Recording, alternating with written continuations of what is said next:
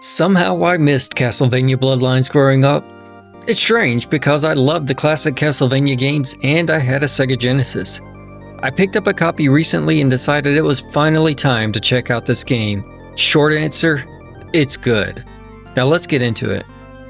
The story begins with Elizabeth Bartley, Dracula's niece, being resurrected by an amateur witch named Drolta Zuntes.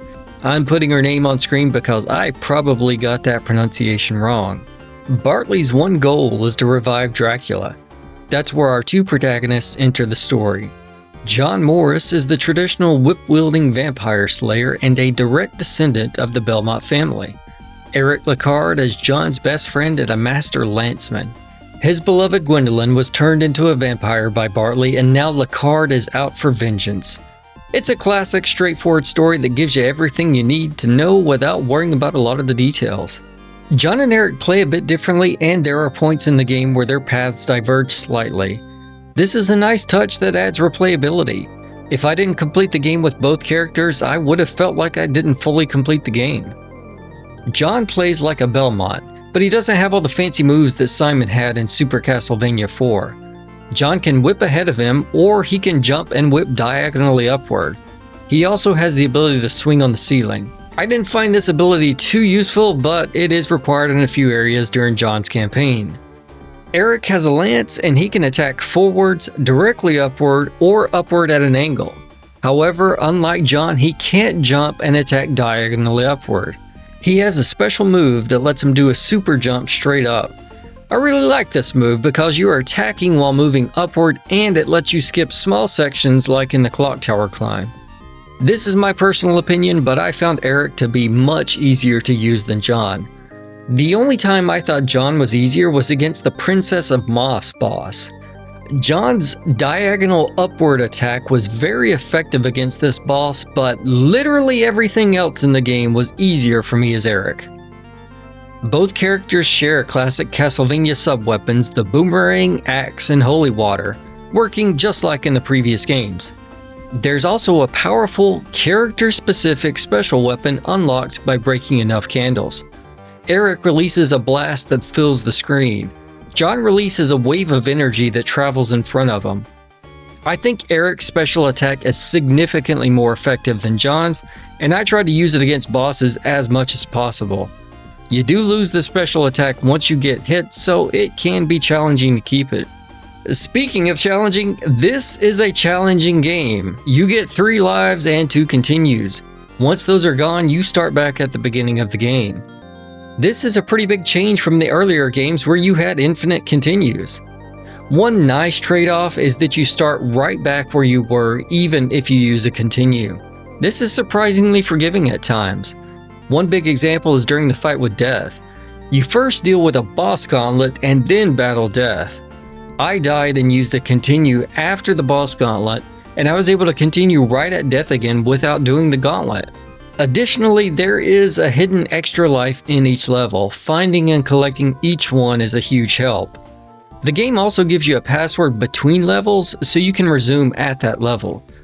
Despite the difficulty, I never felt like the game was unfair. Actually, that's not true. Look at this. Look at the number of lives I have. 4 of them. I die and come back with 2 lives. What the heck is up with that? That's the sort of thing that would happen when you were a kid and all your friends would say you're full of crap. They'd gaslight you into doubting yourself. These old games were screwing with our heads all through childhood, but they can't hide it anymore. I think the visuals in the game are beautiful. My favorite area is level 2. The background has the setting sun and the water beneath shows your reflection. It just looks great. Another standout area is the Hall of Illusion in level 6.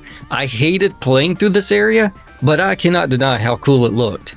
One other visual effect that gave me a laugh is on level 3, you can cause the harpies to bleed. Not only does this stand out to me for being something you wouldn't see on the old Nintendo consoles, but look at the slowdown that occurs. Not even blast processing could handle the power of that blood spurt. I also have to mention the audio in the game. It's great, of course. The music has that distinct Genesis grittiness that suits Castlevania perfectly. Just listen to this.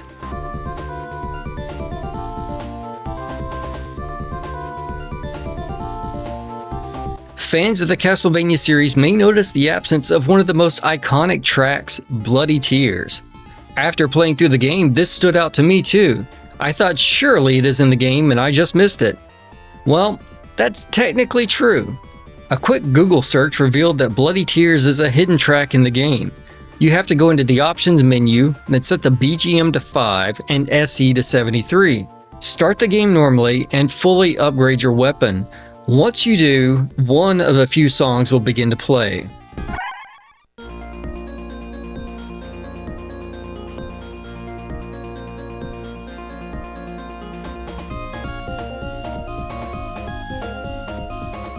Why did they hide this track? It sounds amazing on the Genesis. I had a great time playing through this game. This is a fantastic entry in a fantastic series of games. Castlevania Bloodlines was Konami at its peak. My Eric playthrough turned into one of those epic gamer memories that will live forever in my mind. The first time I made it to level 6, I had 0 continues left. I barely survived the Bartley fight and faced Dracula on my last life. 0 lives, 0 continues. My hands were sweaty and I was trying hard not to get my hopes up.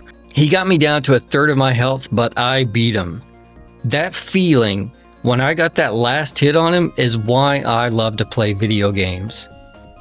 Castlevania Bloodlines is unfortunately pretty expensive on the original cartridge, but luckily there are several affordable alternatives. You can play Bloodlines as part of the Castlevania Anniversary Collection, which is available on modern systems. It's also included on the Genesis mini console. Regardless of which version you pick up, I highly recommend giving this game a shot.